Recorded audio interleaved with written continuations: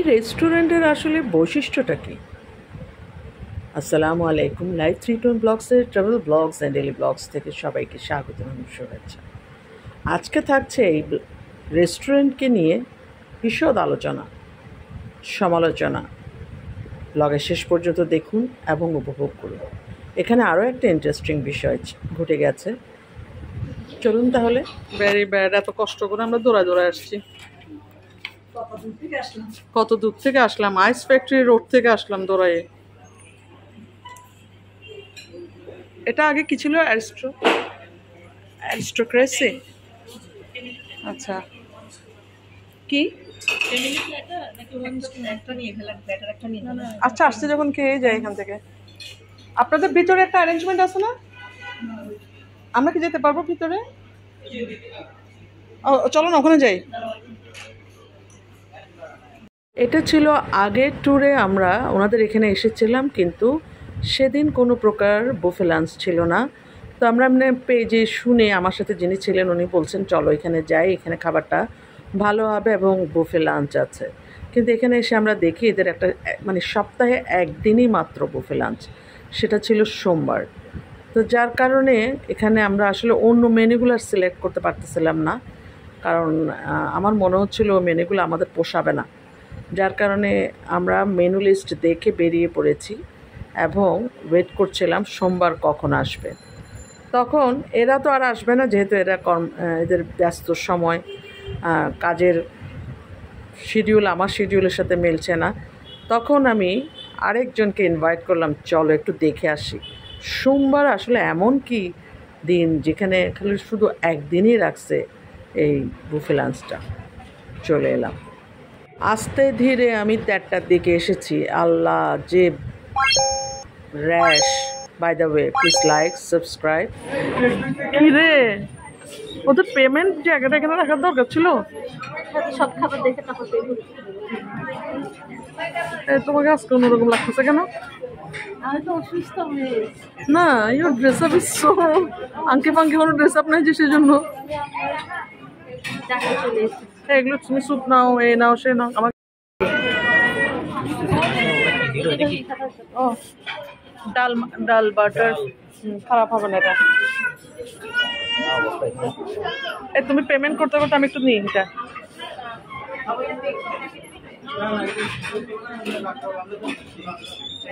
এই কয়টা আইটেম আছে এটা কি জানো?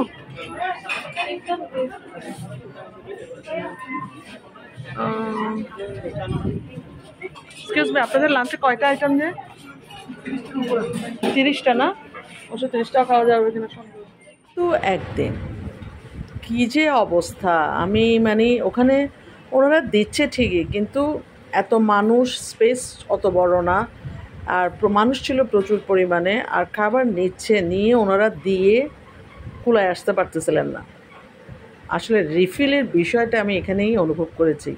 প্রচুর পরিমাণে ওনারা রিফিল দিচ্ছেন, আবার এটা একটু সময় লাগছে। সব মিলায়ে একটা অন্যরকম পরিস্থিতি। ওদের কালকে আমি ওদিন লিটল এসে তো আমার রিফিলটা ভালো লাগেনি। ওরা প্রাইসটা যদি তেমন নিয়ে রাখে, রিফিলটা রাখবে না। তোমাকে মডেল বানানোর জন্য আনছি যে আমি, আর তোমার সাথে খাই আমার মজা পাবো। আমার থেকে তোমরা শেয়ার করবে।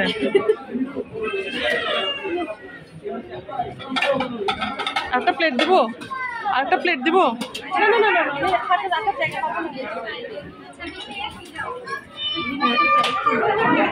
কি দিছে? ও সসটা তো আমি নেই, একটু বেশি নাও তো। I think so, I'm not sure. হ্যাঁ বুঝছি, এটা অন্য কিছু সস থাকবে আর কি। মানুষের দ্বারা হইব যে কি এখনো পর্যন্ত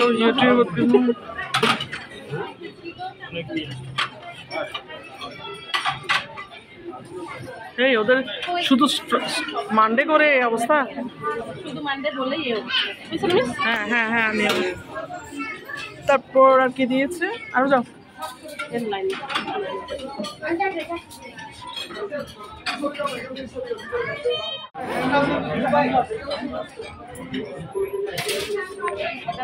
আমরা দেখো কোন জায়গা থেকে নিয়ে নিয়ে সস দিচ্ছি। এটা বাদ দিয়ে দিচ্ছি, আসলে বানাইতে সময় লাগবে না। আমি আবার বলতেছি এটা খালি বলছি একবার হ্যাঁ উইকে একবার রাখছো তো। আর মানুষ কেমন জানলো এগুলি? নিশ্চয়ই পেজের মধ্যে। হ্যাঁ 599 নিচ্ছে। 660 কি 599 বললো কেন ভাইজান? আপনার এদিকে দেন, এদিকে দেন, এদিকে দেন। এই এটা নাও, এটা নাও, এটা নাও। না না এটা নাও।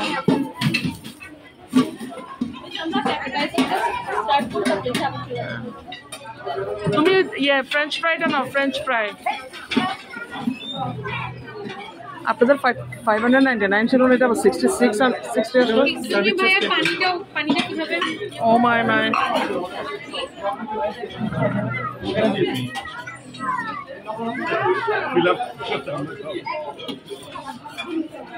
আর কিছু? আমি কিনেছি এই কলেস্ট্রলটা নাও। হোল স্লট জায়গাটা নিস আমি এসে বুদ্ধি কাটালাম যে ওয়ার্ডদানি বেশি করে আমি ছবি তুলি, কারণ ওখানে ভিডিও নেওয়াটা অনেক ডিফিকাল্ট। পিচ্চি বাচ্চাও আসছে, কেমনে আল্লাহ এরা কেমনে খাবে আসলে? ওয়ার্দার অনেক ধৈর্য ক্ষমতা, আমার অনেক ধৈর্য কুলাচ্ছিল না যে আমি খাবো আবার ভিডিও কেমনে নিব। ওকে বলছি তুমি যা পারো নাও, আমি তোমার থেকে শেয়ার করবো। আমি প্রথমে একটা প্লেট নিয়ে এসেছিলাম, তারপরেও যতটুকু আনছে দুইজনেই মোটামুটি শেয়ার করে খাচ্ছিলাম। কিন্তু এখানে একটা ইন্টারেস্টিং বিষয় আছে যে আমরা আসলে জায়গা পাচ্ছিলাম না, তখন আরেকটা ফ্যামিলির সাথে শেয়ার করে একই টেবিলে বসেছি।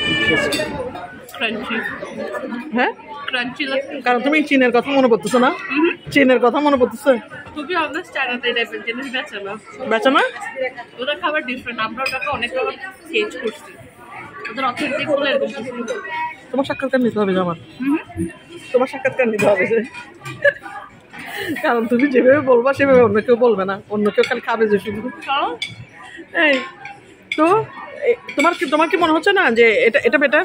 এটা একটু মানে ছোটখাটো জিনিসটা ওদের, এটার আমি এখানে আমি কত দিবা? 10-এ 10 দিচ্ছি। এটা আমি 10-এ 10 দিচ্ছি।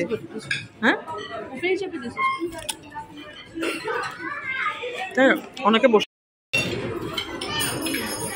আমি যখন আসছি এখানে কোনো মানুষ নাই। এখানে ইউজুয়ালি ভিড় থাকে না, কমে থাকে।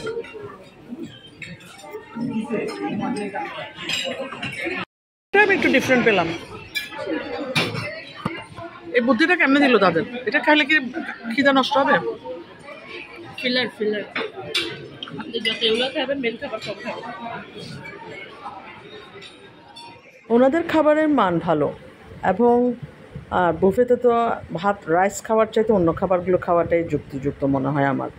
তো যাই হোক, এখন ওয়ার্দা আর একটা প্লেট দিতে গিয়েছে, কিন্তু আসলে একটু রেস্ট নিয়ে খেতে হবে। কিন্তু এখানে অনেকে বসে আছে লাঞ্চ করার জন্য, জায়গা পাচ্ছে না। জিনিস ওনারা রিফিল দিয়ে কুলায় আসতে পারতেছেন না। এখানে আমাকে নুডলসটা ভালো লাগেনি, আমি চিন্তা করছি ডাল মাখানির সাথে একটু খাই, সবজি নেই, একটু নান নেই। কারণ নান জিনিসটা আমার এই বুফে লাঞ্চে খেতে ইচ্ছা করে, কারণ ওখানে ডাল মাখানি জাতীয় জিনিসগুলো থাকে বলে। তো মোটামুটি এখানে কি নিয়েছি, একটা মাছের একটা সবজি নিয়েছি, মাছের একটা আইটেম ছিল বোধহয়। তো মোটামুটি খারাপ না। আমি আমার খাবারগুলো নিয়ে এসেছি, এটাই আমি লাস্ট, কারণ এরপর আমি আর খাইতে পারবো বলে মনে হয় না। তো আমার সামনে যারা বসেছেন ওনারা খুব কোঅপারেটিভ ছিলেন। এই প্রথম মনে হয় আমি আরেকজনের সাথে বসে টেবিলে শেয়ার করে আমরা খাচ্ছি, কিন্তু আমাদের মনেই হয়নি যে আমরা অজানা কোনো মানুষের সাথে বসেছি। সবাই যার যার মতো করে খাচ্ছি, গল্প করছি। এই জিনিসটা আমার আসলে বেশ ভালো লেগেছে যে ওরা আসলে জায়গা দিতে পারছে না বলে আমরা একই টেবিলে বসেছি। এটা একটা গোল টেবিল ছিল। এখানে আপনাকে যেতে হলে জায়গাটাকে একটু সেট, মানে একটু সময়কে ভেবে নিয়ে যেতে হবে, কারণ জায়গা পাওয়াটা কিন্তু খুবই ডিফিকাল্ট। আর এনারাও বেশ মানে সহজে মিশে যাওয়ার মতো মানুষ। আপনাদের অনেক অসংখ্য ধন্যবাদ। আমার খুব মন খারাপ, ইদানিং আমার ছবিটা কেউ তুলতে পারছে না, সবাই বয়সকে নিয়ে আসছে, মানে আমার বয়সকে প্রেস করে দিচ্ছে। That is also beauty then. হ্যাঁ, কালকে আমি একটা ইয়েতে গিয়েছিলাম কিসে লং ডে ট্যুরে, সে ট্যুরের মধ্যে আমাকে যা অবস্থা করলো ছবি তুলতে পারে, ছবি সুন্দর হতো, আমি একটা থাম্বনেল দিতে পারতেছে না, থাম্বনেল নাই। এই যে ওয়ার্ডের সাথে আমার গল্প করে খুব মজা লাগছে। 3 জনের জন্য বুফের লাঞ্চের অর্ডার দিয়েছিলাম, আগে পেমেন্ট করে ফেলেছে। যেহেতু এখানে মেহেক আসার কথা, মেহেক আসলে তার মাস্টার শেফ যে কোচিংটা মানে ট্রেনিং চলতেছে সেখানে আছে, আসতে দেরি হয়ে যাচ্ছে। অলরেডি তখন 2:30 বেজে গিয়েছে, খাবারের অবস্থা খুবই মানে শেষ হয়ে যাওয়ার পথে। তো আমরা মেহেকের জন্য অপেক্ষা করছি এবং আমি গল্প করছি, কিন্তু এখানে অনেকেই বসে আছে এখনও, তারা চাচ্ছে আমরা টেবিল ছেড়ে দিই, কিন্তু এটা ছেড়ে দেওয়াকে সম্ভব, একজন তো এখনও আসেই নেই, খাবারও শেষ হয়নি, যেহেতু খাবার কমপ্লিট হয়নি এখনও।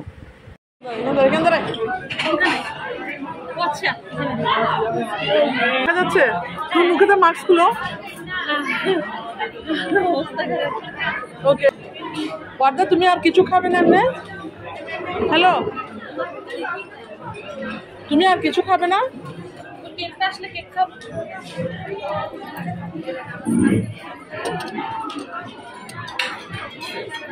এরা কিন্তু আমার স্টুডেন্ট।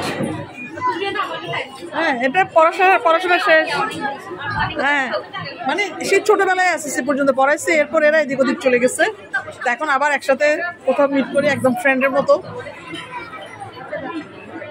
আড্ডা জ্বর নিয়ে এসেছিল, সময় দেওয়ার জন্য অসংখ্য ধন্যবাদ। তুমি ছিলে বলেই বুফে লাঞ্চটা অনেক মজা পেয়েছি, সিরিয়াসলি খাবারের চেয়েও। ওনাদের দুজনের চেহারা মিল আছে, আপনাদের দুজনের চেহারা মিল আছে,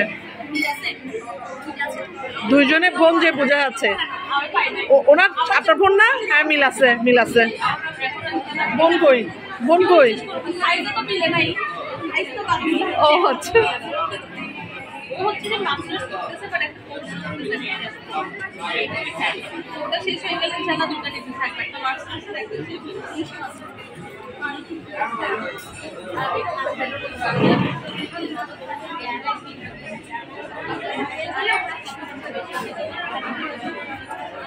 ওয়ার্দা আমার একটা ছবি তুলো, আমি এখানে দাঁড়াবো। এনারা হচ্ছেন 2 বোন, ওনার মেয়ে, আর এনারা হচ্ছেন 2 বোন। এখন রিলেশনটা কি 2 পক্ষের? প্রতিবেশী, ইন্টারেস্টিং বিষয়। কয় বছর চলছে?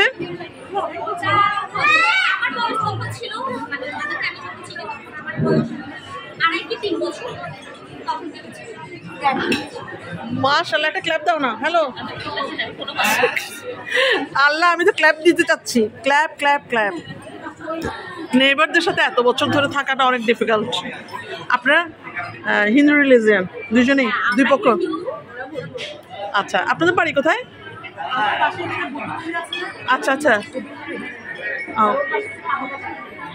আচ্ছা, ওনাকে আমি কোথাও দেখছি মনে হচ্ছে পাথরঘাটায়, মানে আমরা অনেক সময় ওই অভয়মিত্র ঘাটে গেলে দিক দিয়ে যাই। আর আপনাদের বাসা কোথায়?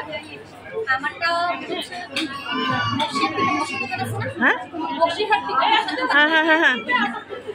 ও টেরি বাজার। হ্যালো, একটু পিছনে যাও না। মেহেকের সাথে আমার দেখাই হয় না, এই প্রথম দেখা হলো অনেক দিন পর। ওই দিন ওদের বাসায় দেখা হয়েছিল। এই মেয়ে দুটো কিন্তু অনেক ছোটোবেলা থেকে আমার সাথে সম্পৃক্ত, আর তাদের যে এত বছর পরেও এই আন্তরিকতা, এটা আসলে শেখার আছে অনেক কিছু। ওয়ার্দা, তুমি মেহেক দুজনই অনেক ভালো থাকো, দোয়া রইল সব সময়।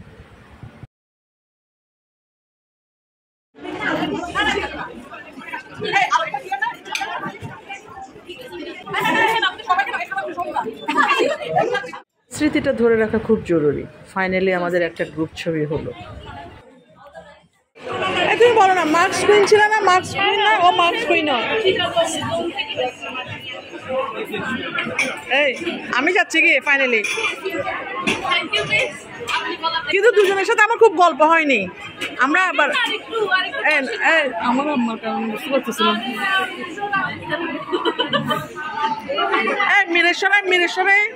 মিরেশ্বরে যাওয়ার প্ল্যান করো, ওকে শোনাও না।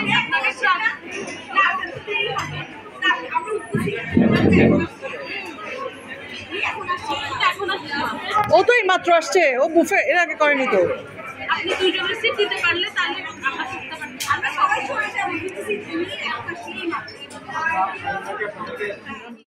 এই ধরনের পরিস্থিতি আমার এই প্রথম, সেজন্য আমার কাছে বেশ আশ্চর্য লেগেছে, কিন্তু আবার আনন্দিত হয়েছে আপনাদের দেখে। আপনারা সকলে ভালো থাকুন, সুস্থ থাকুন, নিরাপদে থাকুন। সম্ভব হলে ঘুরে আসবেন মাঝে মাঝে ব্লগে।